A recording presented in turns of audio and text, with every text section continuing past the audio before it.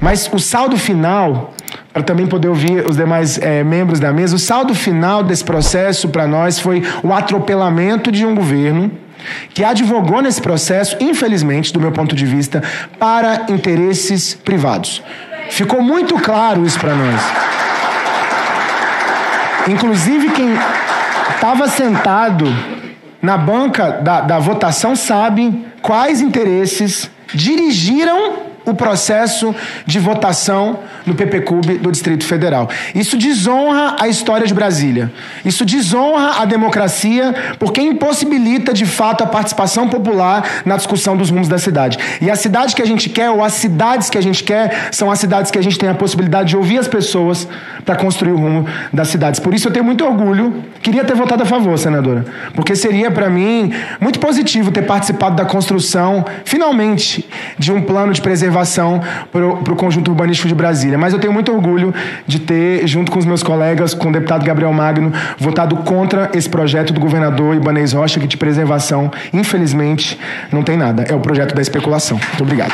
Nós temos que ver, senadora Margarete Busetti, muito obrigada por estar aqui conosco, qual é o impacto desse plano nas questões ambientais. Porque a gente sabe que, fora esse quadradinho aqui, Brasília cresceu desordenadamente. E nós já estamos sofrendo os impactos dessa falta de planejamento. E nós não podemos deixar que isso aconteça com o nosso patrimônio, principalmente com as áreas tombadas. A liberação de áreas verdes para as atividades econômicas, sem um planejamento ambiental adequado, pode fragilizar ainda mais nossa cidade frente a esses eventos. A ocupação desordenada do solo urbano não apenas compromete a paisagem, mas também intensifica fenômenos naturais, como enchentes e erosões. A impermeabilização do solo, resultado direto desta ocupação, agrava significativamente o impacto das precipitações intensas, aumentando os riscos de inundações. É imprescindível que qualquer decisão sobre o futuro de Brasília leve em consideração não apenas, e que já é muito importante, o nosso patrimônio cultural, mas também a proteção ambiental, a adaptabilidade e a resiliência da cidade frente às mudanças climáticas globais.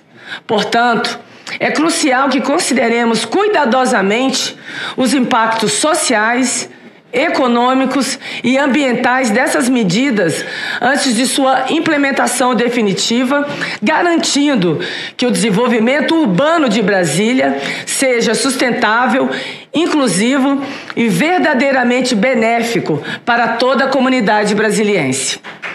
Não se trata apenas de ajustar normativas de prevenção. Vejam bem, não se trata apenas de ajustar normativas de prevenção, mas de adotar novas abordagens e práticas de gestão que integrem a dimensão urbana de Brasília ao momento de enfrentamento das mudanças que estamos enfrentando climáticas em todo o planeta. Devemos resistir a qualquer tentativa de mercantilizar Brasília ou comprometer seu ordenamento territorial em prol de interesses econômicos irresponsáveis. A gestão ambiental e urbanística de Brasília deve ser pautada pela sustentabilidade, pela preservação de seus recursos naturais e pela valorização de suas qualidades arquitetônicas e urbanas. Portanto, conclamo a todos aqui presentes a um diálogo construtivo e comprometido, que possamos discutir o projeto aprovado e encontrar soluções que conciliem o desenvolvimento com a preservação, que protejam o nosso meio ambiente e promovam nossa gestão urbana exemplar, digna da capital de nosso país. O PPCub chegou na Câmara Legislativa em março de 2024. Então, aí a gente derruba a primeira fake news, em relação a essa matéria, de que a matéria supostamente estaria sendo discutida há 2 décadas. Isso não é verdade. Obviamente que os conceitos relacionados à preservação e a um plano de preservação têm uma discussão longa, mas o PPCUB, enviado pelo governo do Distrito Federal à Câmara Legislativa do DF, chegou em março de 2024. As discussões sobre a matéria relacionada e aprovada na Câmara Legislativa são discussões que aconteceram apenas esse semestre e por muito pouco tempo. Nós tivemos, de fato, algumas audiências públicas, acho que, se eu não me engano, 2 ou 3 comissões gerais que aconteceram na Câmara Legislativa, mas foi um debate absolutamente insuficiente, vide o conteúdo que nós vimos sendo aprovado ali.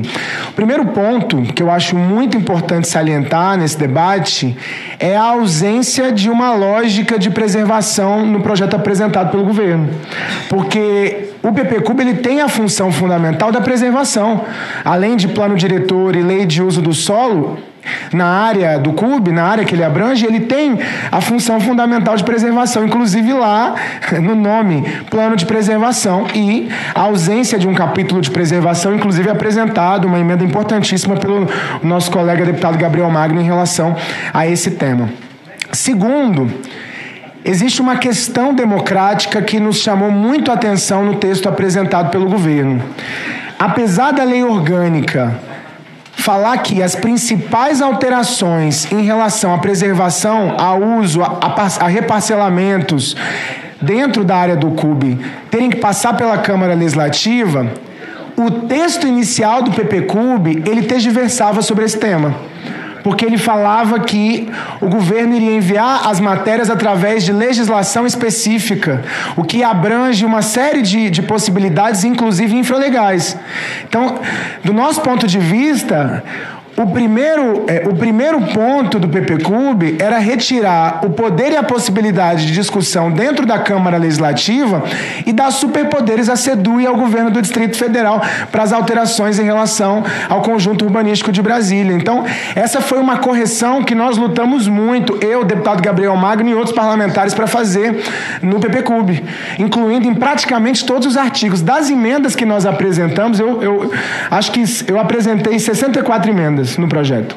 Das 64 emendas que nós apresentamos, pelo menos 60% eram relacionadas à garantia de que qualquer mudança tivesse que passar pelo devido processo legal. Seja audiência pública, escuta a comunidade ou lei complementar, para que as alterações não fossem feitas de ofício pelo governador Ibanez, pela Secretaria de Desenvolvimento Urbano, por mais que a gente saiba que existe muita gente técnica e séria nessa área.